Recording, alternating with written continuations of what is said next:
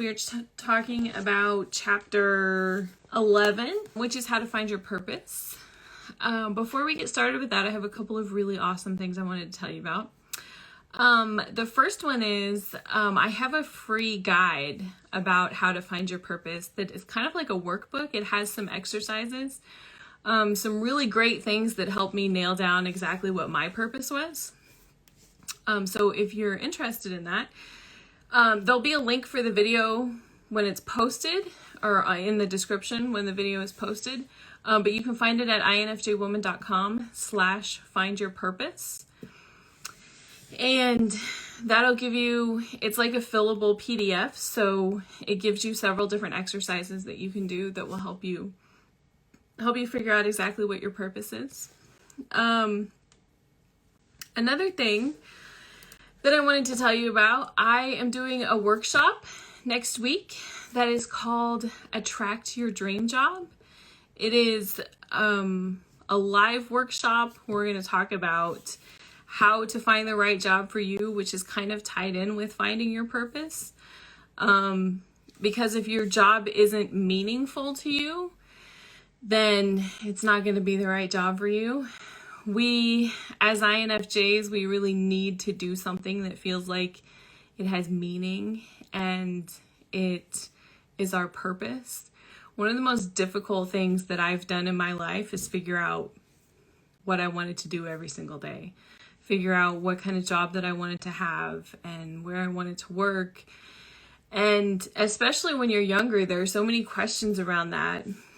When I was in high school, I didn't want to go to college not because I was like irresponsible or anything, but because they're like, okay, you have to pick a major. And I'm like, ugh, I don't know, like, which one do I pick? And there was all of this torment around like, what's the right thing to pick?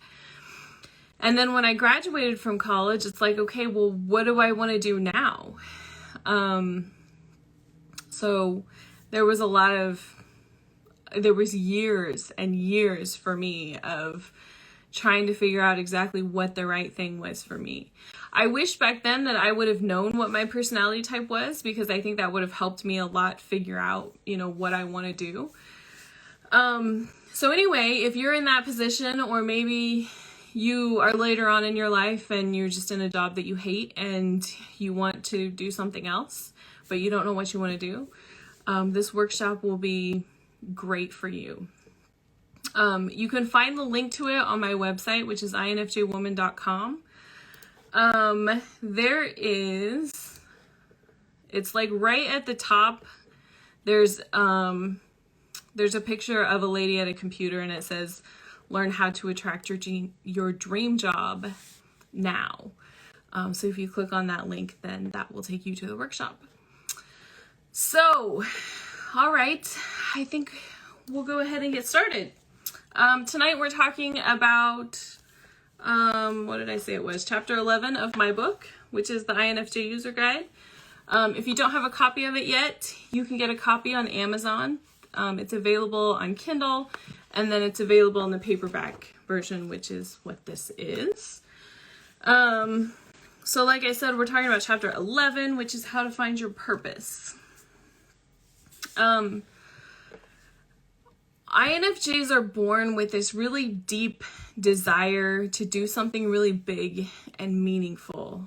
We have this amazing way of dreaming really big dreams, but then we also know how to make a plan and go after those dreams. So we don't just want to dream, we want to bring those dreams into reality.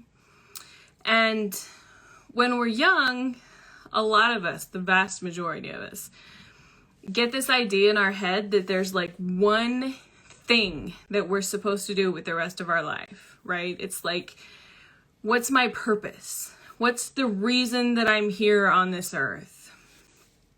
I struggled with that for a long time. I struggled through high school, through college. After I got out of college, then I went back to college. And then every time I would go to work for a new company, I was still like questioning, is this the right job for me? Is this the right company for me? I don't like the people. I don't like the attitude of the company. I don't like the decisions that they make. There were so many times like that that's like, this isn't the right thing for me, but I don't know what the right thing is. I don't even know where to start. I was so lost in college that my mom made me take a career planning course. And basically what it was is 16 weeks of, here, try this assessment. Hey, read about this different thing. Here, do this assignment. And I finished it 16 weeks later, still confused. I think I had the idea in my head back then that I was going to be an engineer. And at the end of the course, there was like this big assessment that you had to take, and it said that I should either be an engineer or a trash services collector. And I was like, what? And I remember reading it to my mom, and my mom was like, well, you know, there needs to be people who like collect the trash. And I'm like, are you serious? Like, that's why I'm spending all this time in college? That's why I spent $70,000 on college? So it was so that I could be like a trash collector? Like, really? So obviously, I mean, I was like, this whole course was like wasted 16 weeks, right? I had another one of my struggles was I couldn't figure out what I wanted to major in college. So I changed my major like 6 or 7 times. I ended up graduating with a degree that I've never used. I have 3/4 of a degree that I didn't finish. So I have almost 3 college degrees. Never used, what I studied was mechanical engineering. I've never used that. I did study business and I've used some of that. But a lot of the classes that you take in college don't really pertain to what you do day to day. So, I mean, I was just like feeling lost and hopeless. Like, I'm never going to figure out my purpose. There is no way. And most of the time,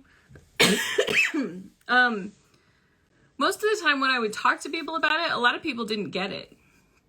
You know, they were like, well, you should just pick something that's like where you can make a lot of money at it.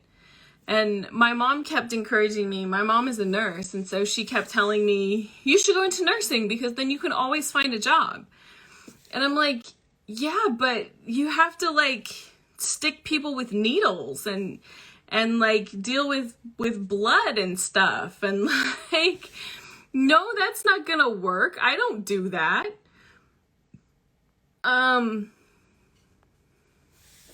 I was just like, I could never be a nurse. I don't want to do anything like that. I don't care how much money that you make. That won't work for me. So I just struggled so much with it that it was like, I just felt lost and hopeless for a long time. And then there was also this idea of, my dad used to tell me, well, both of my parents used to tell me, you have to work at a job that you hate for most of your life so that you can pay for the things that you want to do. And I'm like, that's incredibly ridiculous. Even when I was in high school, I remember having this conversation with my dad because I was like, why would you spend the majority of your time every single day, every single week for the rest of your life working at a job that you hate? That's like the majority of your time.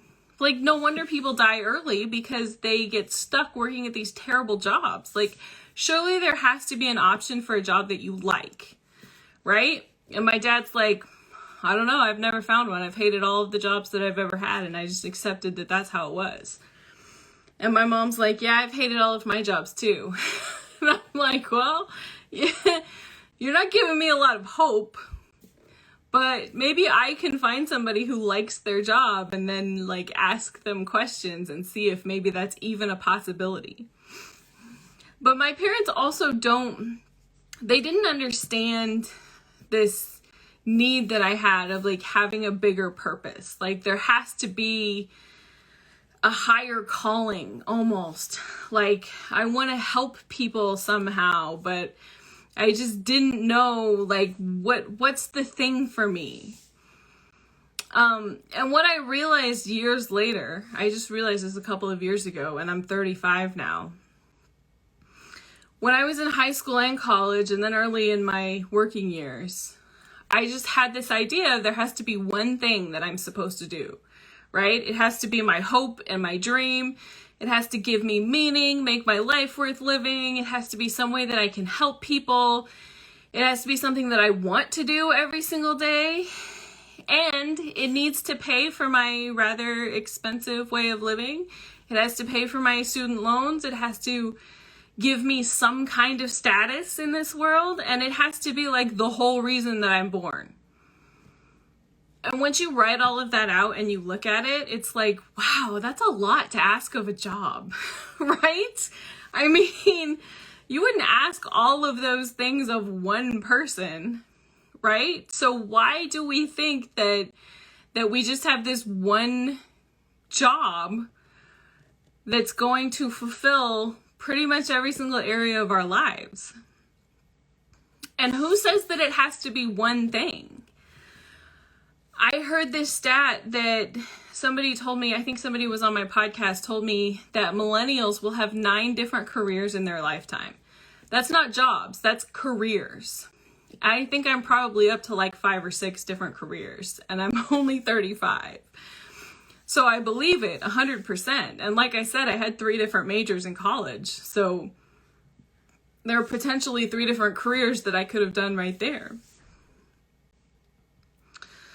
But I guess the biggest realization for me was you don't have to have one job in your lifetime. You don't have to have one career. You don't even have to have one purpose.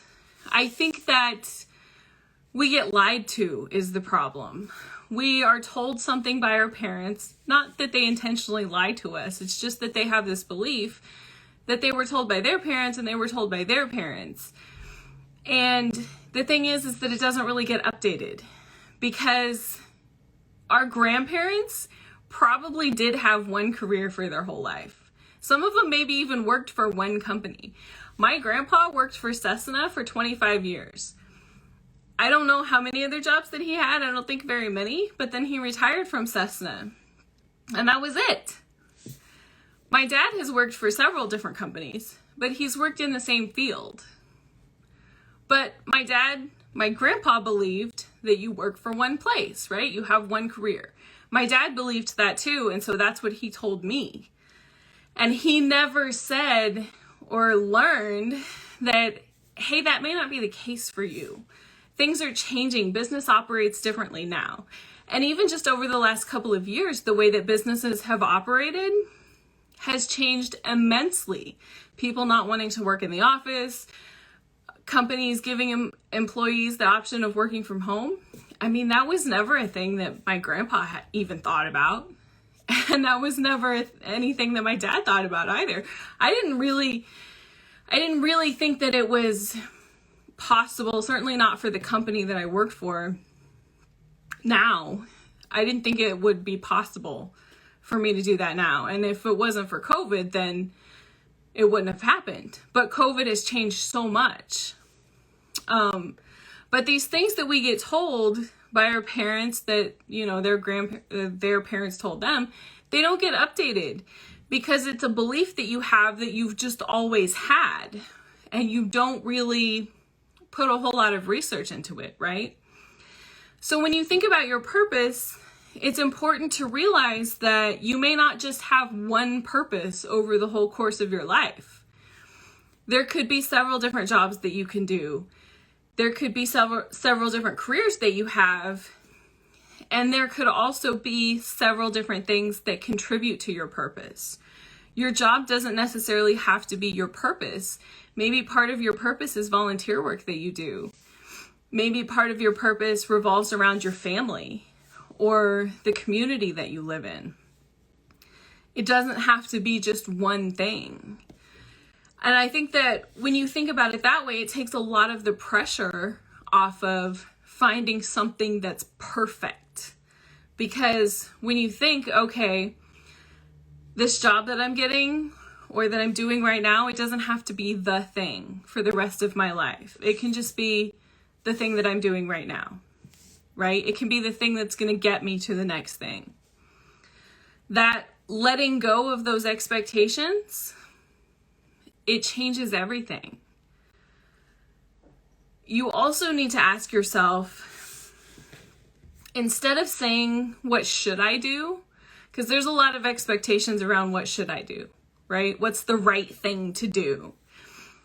But when you let go of that should, then you open up the possibility to say, what can I do? What do I want to do? What sounds good right now? What feels good right now? It's easy to say that, though, right? Because a lot of us have expectations from our parents, maybe from our grandparents, probably expectations of ourselves as well, of what I should do. What's the responsible thing to do? What's the right thing to do? That was another trap that I fell into, too. I have 3 siblings, and I'm the responsible one. That's always been my label. That's always been my thing. I do the right thing. I do the thing that my parents want me to do. That's always been the way it's been. I was the good child who really didn't have that much of a rebellious stage. The way that I rebelled was I moved 1,000 miles away from my family. And they were shocked that I actually did it because they didn't think that I was going to do it. But I had a job and I had my own apartment, and I think I was like 25 years old. So it was time. But there was a lot of expectations around, what should you do? What's the right thing to do? And I think that's what tripped me up a lot when I was in school, because I thought there was just one right answer. But when you let go of the should, and you let go of thinking that there is a right answer, everything changes. We learn in school that there's a right answer and there's a wrong answer, right? And sometimes that's true. Obviously, when you go to the grocery store and you pay them with cash and they give you change back, there's a right and a wrong answer to how much change you should get back, right? There's a right and a wrong answer to that. But when you're talking about other things like what kind of job should you have, there isn't a right or a wrong answer. There are a lot of different things that you can do, and there's a lot of different ways now to accomplish things than what there used to be. So letting go of those expectations, questioning the beliefs that you've always had is a big first step. And the second step is to explore. You may have this idea in your head of what you want to do, or what you think you should do, or what your parents thought that you should do. And it's probably something that you're like really, really, really attached to. And it's difficult when you're so attached to an idea, it's difficult to think about anything else. So when I was in high school, I loved race cars. And I wanted to work around race cars because I thought it would be so much fun. That was my reasoning with my dad, because my dad told me the story. You have to hate your job. Like, that's just part of life. You hate your job so that you get money so that you can do the things that you want to do. And I was like, no, that doesn't work for me. I want to love my job. And my dad's like, that's never going to happen. And so I'm like, okay, well, since you said I can't do it, then I'm definitely going to do it. I'm going to do it twice and take pictures. So I loved race cars, but I didn't want to be like a race car driver because I hate driving. But I was like, I want to do something around race cars. So like, what can I do? And I always loved math and algebra when I was in college. And so my dad's like, well, you can be an engineer. And I'm like, oh, cool. Because that has math. And, you have to have a college degree. And that's like a prestigious thing to do. And you could make quite a bit of money. So yeah, that sounds great. I'll do that. And so I started engineering school in college. And then it got really, really difficult. And I was like, I don't know if this is the thing. I don't know. And my mom was like, well, you know, a lot of girls really aren't engineers, and that's going to be really difficult. And what are you going to do when it gets difficult? And I'm like, I don't know, it's really difficult. And she's like, well, you should major in business because business is so much better. And you would be really good at business. And I was like, no, I really want to be an engineer. And so what happened was I was so attached to being an engineer that I couldn't let it go. So I ended up changing my major to criminal justice because it wasn't engineering, but it wasn't business. And then I graduated with that degree. And then I decided to go back to school and finish my engineering degree because I was going to be an engineer. I couldn't see anything else. Even though I didn't really like it, I was so attached to the idea. And once I really even decided that I didn't want to do it, I couldn't tell anybody because I was so embarrassed. Here I'd been telling them at that point for 6 or 8 years that I was going to be an engineer, and I'd been bragging about it and telling them how much smarter that I was than them. It was my way of proving my worth and proving how smart I was by saying, well, of course I'm smart. I'm an engineer. Like, you can't question how smart I am. I'm going to be an engineer. Like, I'm studying physics, but not regular physics, like physics for mathematicians and engineers. I'm taking thermodynamics and regular dynamics. Like, you've never done this. Of course I'm smart. I'm way smarter than you are. And so it was like, after that, I'm like, I don't want to tell people that I can't do it, or that I don't want to do it anymore. Like, that would be me saying that I'm not that smart. That would be me saying that I made a mistake. And then I would have to go back to, I don't know what I want to do. And so I struggled with that for a couple of years. Just because I didn't want to admit that that wasn't the thing for me. Back then, I really never even thought about being a writer because, number one, I was so attached to being an engineer. And I was also terrible at English. I'm still terrible at English. When I was in grade school, I was terrible at spelling. When I was in high school, I homeschooled through part of high school, and my mom made me take spelling. It's only required for 8 years, or it used to be required for 8 years.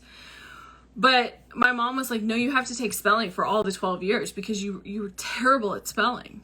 And I'm like, well, if I'm terrible for 8 years, what makes you think I'm going to be better like 4 more years? You know, I think if you're terrible, you're just terrible. It really doesn't get a whole lot better, which is true. It's never gotten better. I still am terrible at spelling. The technology has gotten better, though. So that's been good for me. But I was so attached to that idea that I'm going to be an engineer, you know, that I couldn't see anything else. So when you're looking at finding your purpose, you have to let go of the expectations. But then the second thing is you have to explore other ideas. Think about what you like to do. Don't just think about, like people tell you, think about what are you good at? If somebody asked me that, I would be like, well, I'm good at math. That's why I want to be an engineer. I never would have said I'm good at spelling or I'm good at English. I'm terrible at those things, right? So of course, if you're terrible, then why would you want to be a writer? But that's actually what I love doing more than I've loved anything else. And it doesn't matter that I'm terrible at it because, you know, you can be terrible at something and still have a lot of joy in it and it still be one of the best things that you've ever done. And you get better, right? And sometimes the things that you're terrible at, there's a reason. When I was thinking about writing a blog, I wanted it to be perfect, right? And so I was stressing about, is there like a way that I can have somebody proofread my sentences and make sure that everything's like perfect? And then I started thinking about the blogs that I like to read. And one of them that I love to read that was my favorite was written by Glennon Doyle. Her blog is called Momastery. And I was reading it back in like 2015 when she talked about depression and eating disorders and anxiety a lot. And when I was reading her blog one time, I was looking at it going, she doesn't have complete sentences and she makes up words. Like, so why am I so worried about spelling? Why am I so worried about if all of my sentences are like grammatically perfect? The blog that I like is somebody who literally makes up words. And that's what makes it so great. That's why I love reading what she writes, because it's not perfect. So I was like, well, if that's what I like, then surely other people are going to like that too. And maybe I can inspire somebody to start writing too. So, I mean, there might be a reason that the thing that you like to do, it doesn't have to be the thing that you're good at. It's important to explore other things. Think about what's missing. Is there a way that you can change something? What does the world need? It helps to detach yourself from it, right? So if you think about what can I contribute to the world? Then you're like, I don't know. I don't really have a lot that I can contribute, right? But if you think about it from a different perspective, like, what does the world need? Then all of a sudden you have all these ideas. Like, oh, I can tell you 100 different ways that you can fix the world. I can tell you how you can fix politics. I can tell you how you can fix the news. I can tell you how you can fix the way that the roads are. I can tell you how to fix the grocery store. I mean, like, there are 1,000 different things that I could tell you that the world needs. So when you turn it around that way, rather than saying, what am I good at? There are tons of other questions, other ways that you can think about that, where you could come up with something that you can do that you might actually really love. One of the reasons that I decided to write a blog about INFJs was because I knew that I wanted to write. And I had started writing like 6 or 8 blogs.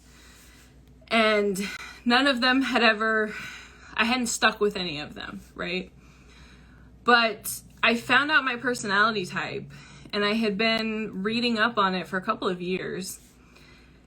And it kind of frustrated me a lot because some of the information out there about INFJs is contradictory. And I could tell that some of it was written by an INFJ, and some of it was written based on a theory of how an INFJ should act. And that's why it was contradictory, because some of it was lived experience and some of it was, oh, I think this is how it should go. And there was only like 3 or 4 websites or blogs that had information. And I was like, well, I want to know more than what's there. And are there other INFJs, and how do you connect with those people? And, it seems like there's something missing here. Maybe there could be a better resource for INFJs. Maybe there could be like one place that was like, hey, here's all the things that you need to know. And then that was where I had this idea. I was like, oh, maybe I could write a blog about INFJs because I want to write. And it seems like there's this place that's missing something. Maybe I could write about that. So that's how I came up with the idea, and that's like where it all started. I knew that figuring out my personality type had helped me so much. So I thought, well, maybe there's like one other person out there that could benefit from this information. I had no idea that there would be 60,000 people or more, which it's amazing. It's so touching and so humbling to know that there are so many people out there who are like me and who benefit from my blog and my social media. Everything that I share is stuff that's helped me. So it's nice to know that I'm not the only one, for sure. So that's the second thing, is really to explore different things, because you never know like what's going to be the thing. I was talking when we first started about a free workbook that I have. The workbook has some exercises where you can go through different time periods of your life. I have this cough that just won't go away. The workbook has some exercises. One of them is that you go through the last 10 years of your life and you write down all the things that were incredibly painful. Not physically painful, but emotionally painful. So I'm 35 right now, so if I were doing it, I would go from like 25 to 35 and just make a list of all the things over the last 10 years that were really, really painful. And then do that for the previous 10 years too. So like from 15 to 25. And when you look at in those time frames, I bet that you'll see some things that are really surprising for you. When I did the exercise, I found that I was fired from 2 jobs and laid off from 3 jobs in the space of like 10 years. And I was kind of shocked because me getting fired wasn't my fault either time. But I didn't realize like I had had so much insecurity over my job. I knew that there was a lot, but you don't really sit around and think about that every single day. And then there were some other things that just kind of piled up quite a bit. And, you know, you don't think about it, right? Until you sit down and you start writing each one of them down and you're like, I need another piece of paper because there's so many things that were like really painful. And then you go through and you look at each one of those things and you write down like what was the most painful part. And this exercise will help you to narrow down what is it like, how can you help the world, right? How can you help other people? You've gone through some really painful things in your life, but you've made it through those things. You've figured out the best way to get through those things. One of the most painful things for me was being misunderstood. Feeling like nobody out there understood me. Feeling like I didn't really even understand myself. Which was another reason that I settled on personality types, because I wanted to help other people understand themselves. That was a problem that I had. There was really big emotional pain for me. And I knew that I had gotten through that. And I knew there was a lot of information that I had that I could help other people get through the same situation. And so I thought, okay, maybe this is my purpose. Maybe this is what I'm supposed to do right now. And the next thing, which is always the hardest step, a lot of people focus on what's my purpose, right? But that's not really even the hardest step. People get stuck there because they can't make a decision. But the hardest thing is taking action, right? Because it's easy to look through your life and say, okay, these are like, there's 2 or 3 things that were really, really painful for me. I've lost quite a few jobs. I've been in desperate situations for money. I've suffered a lot of rejection in my life. I've suffered a lot of like misunderstanding in my life too. So you come up with like 3 or 4 things and you're like, that was really rough. I don't know how I got through that. And you think about, okay, what's the thing that seems the most interesting to me? Well, all right, I can help people with their personality types. There's a lot of information that I have that I can share. And then you get stuck there because you don't know what to do next. Or you feel like, well, who am I? Who am I to tell people about their personality types? I don't know everything about personality types. So how am I supposed to help people? Because I'm not an expert. I don't have any credentials. Yeah, I spent 10 years in college, but none of that applies to this. So then you start thinking about like, okay, I need training. I need to like back to school. But you don't really need to go back to school, because if you're like me, you've already spent almost $100,000 on school and it didn't really help that much, right? And you solved your own problems without any of the school. You didn't even use anything that you learned in school to solve your own problems. So why would you need to go back to school? Maybe the thing that you need to do is to just start. If it's writing a blog that you want to do, you need to just start writing the blog. Even if you're terrible at spelling, even if you don't know how to set up a website, even if you're not really even entirely sure on how to post a new post. One of the great things that I found, you can learn so much on YouTube. I mean, so many people. I've joined a lot of Facebook groups too. And what's funny to me is that people will type something in a Facebook group, like ask a question. And I'm like, if you just want to type that into Google, you could have found the answer. If you would have typed it into YouTube, you could have found the answer, right? If you really wanted the answer, you wouldn't have to talk to like 100 people about it. You could just go ask Google or YouTube and they would tell you the answer. If you want to know how to set up a WordPress site, well, WordPress will tell you how to set it up. But if you really get stuck, YouTube will tell you how to set it up. There are like millions of people who tell you, like, who make videos. That's what they do. That's how they make money, by telling you how to set up your WordPress site. So the reason that a lot of people get stuck is imposter syndrome. They feel like, who am I?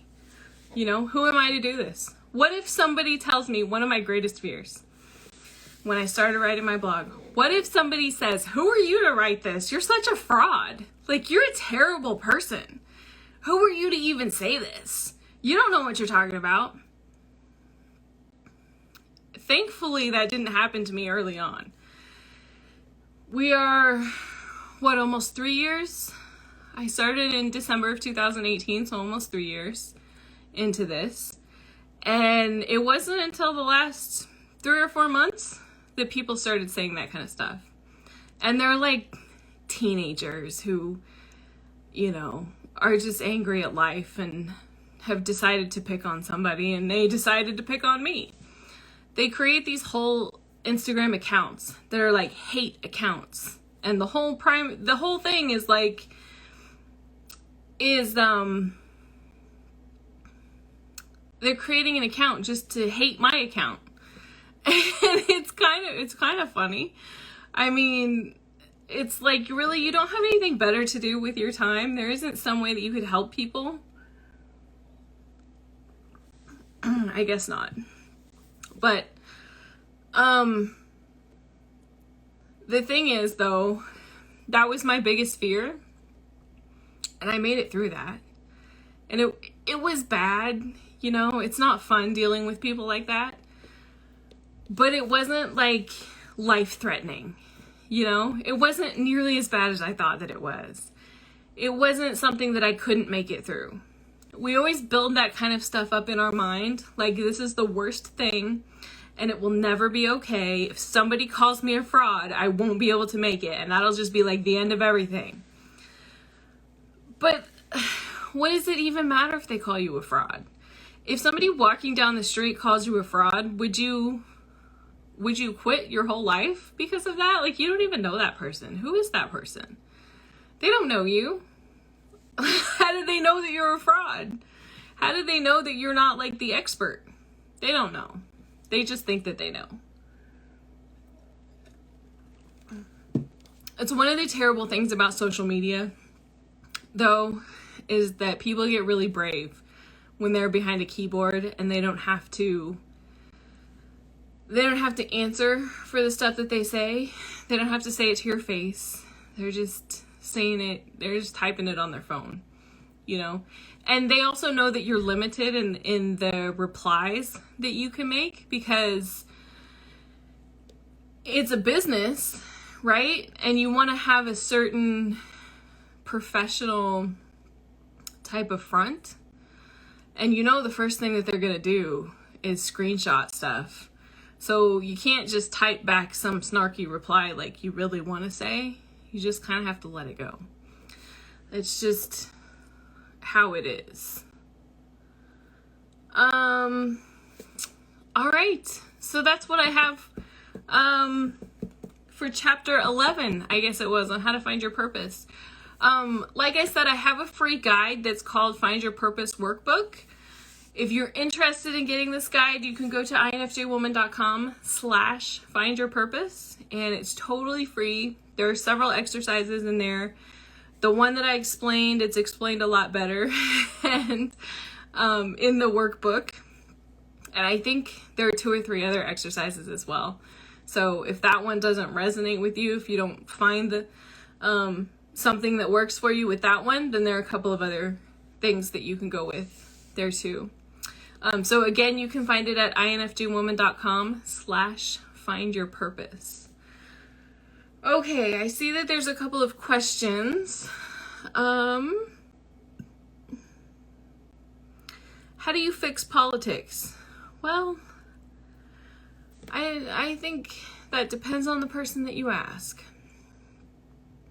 Most of my opinions about fixing politics are just leave me alone.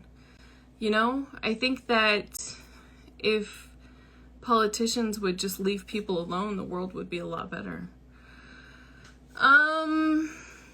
How do you react when someone argues with you aggressively? I get so stressed I can't even hear what I'm saying. My mind goes a little blank even though I have so much to say. I feel like I'm being attacked. I do not tend to argue with people in person. I have a lot of anxiety about confrontation in person. Mostly because the people that I end up arguing with are either my family or the people that I work with. And like I said earlier, I've had issues with jobs. So I know what it feels like to be fired. I know what it feels like to be laid off. And I want to avoid that at all costs. I want to avoid that because it's not fun being unemployed for a year and a half. It's not fun. So arguing with people in person, I think the last time that I did that was probably with my sister when I was young. And I wasn't really afraid of her, like, at all. So, but I didn't like arguing with her even then. It makes sense to me that your mind would go blank because you get so angry about stuff that you have certain responses to those types of situations. Your body perceives that as a threat. Your mind and your body work together and they perceive it as a threat, right? So a lot of people have what they call fight or flight response, but there's another response that is less talked about, that's freeze. And so maybe that's your response, is freezing, not being able to say anything, not being able to even think about anything. That happens to me sometimes. I'm usually very witty, very sarcastic.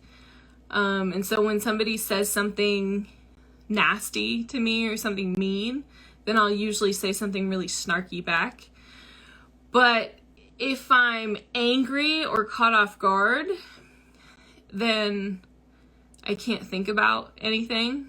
I kind of get the same way. And so then I spend like hours afterwards, sometimes days, replaying the argument again in my head and like, oh, I should have said this. Oh, this would have been so much better. Why didn't I say that? Why didn't I think about that? And then usually what happens is I'll think about it for days and then I'll get stuck in a similar situation later on. And then I know exactly what to say because I was like, oh, I thought about this. I know what happens when somebody's nasty to me. This is what I say because I thought about that and this is what I'm going to say. I don't necessarily suggest that because I get myself in a lot of trouble with that sometimes. I've been accused of being extremely direct. And that's why a lot of people get angry with me, I think, is because they can't handle honesty and they can't handle me being direct. They want to hear what they want to hear. They don't want to hear the truth. And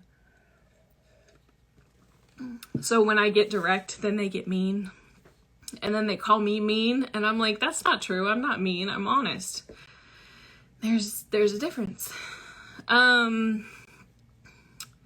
you quite reserved in public settings? Yes. I don't hardly talk to anybody. I don't even talk to my neighbors. I don't like my neighbors. Mainly just because they want to talk to me. And I don't like people. I really don't. I know that seems really weird because I do live videos and I do workshops and all this kind of stuff. I do YouTube videos and stuff, but I don't really, the majority of people, I wish they would just leave me alone. I don't want people like, there's somebody new that moved into my apartment building and they keep taking my Amazon packages from, there's like a box out front that's for Amazon packages, and they keep moving them to my front door and knocking on my door, and I never answer it. But I'm like, I don't want to talk to you. Like, why is that so difficult? I don't want to do the neighborly small talk. I don't care about your family history. I don't want to know about your kids or your cat. I don't want to come over and have a glass of wine. I don't want to do that. That's probably one of the reasons why I don't have a lot of friends, but but that's okay with me because, like, I just don't like most people. And when you have a lot of friends too, you have to do all the small talk stuff with a lot of people. And it's like, I don't want to do that. And most people don't want to talk about, like, the meaning of life. They don't want to talk about the latest book that they've read. I've been reading Gabby Bernstein's Super Attractor book, and none of my friends want to talk about it. I'm like, how do you not know who Gabby Bernstein is? Like, seriously. So maybe I should just ask them. It's like, I want to give people a questionnaire first. Like, hey, do you want to knock on my door just to chit chat? Do you know who Gabby Bernstein is? Like, do you want to talk about the meaning of life? Will you agree to never talk about politics? Can you agree to not talk about the news? You know, there's like certain things that I have to know before I'm going to agree to talk to you. It sounds really weird, but I think that's like how you get when you get older. It's like, I'm just tired of everybody's BS. You know, I don't want to do it anymore. I don't want to pretend that I'm nice when, I mean, I can be nice, but I don't want to do that to everybody. Found out I'm INFJ at 44. Now I feel like I have Benjamin Button syndrome. I'm doing things backwards. Doing things backwards, like, I've always felt like I was an old soul. Like, I was more responsible, more, I hate to say it because it kind of sounds like arrogant, but I always felt like I was more intelligent than the people around me. Especially when I was younger. I didn't like high school kids when I was in high school. I thought that people were so superficial. And my older sister was like obsessed with dating and guys. And she used to read all these books about dating. And I was like, and so like she would make me read them because she wanted to talk about them. And I had zero boundaries back then. So I would just read them to get her to stop. And every single one of them was like trash. And I'm like, I can't believe you read this stuff. Like, why would you want to date if it's this complicated? Why would you want to trick somebody into marrying you? Like, that just doesn't even make any sense to me. Why, if you're tricking them, then they don't really like you, and you may not even like them. So what's the point of that? Like, I don't understand this whole thing. It's stupid. And my sister was super frustrated with me because obviously I didn't get it. But I feel like I've kind of gone backwards a little bit because I've always sort of had that attitude, like I'm sort of exhausted by people. you know, and I was even like that when I was in school. I homeschooled for like 3 or 4 years when I was in grade school. And I love that because I didn't have to do all the talking to people stuff. But then I realized once I got to college that I had missed out on some of the social skills that people learn. And so I had to like relearn or, you know, just learn how to socialize. And obviously I haven't learned it very well because I just got done telling you how much I hate people. So, there's still some of that that's like, meh, I would just rather not. But there are some other things. I don't know that I would call it a regret, but there's a lot of stuff in my life that I didn't do that other people did. A lot of like both of my sisters, a lot of my friends have these stories about how they went to these parties and they got drunk, and you know, some of them are wild stories. Some of them are like, I can't believe you lived through that type of stories. And I don't really have a lot of those stories. I've only been brave enough probably since like 2017.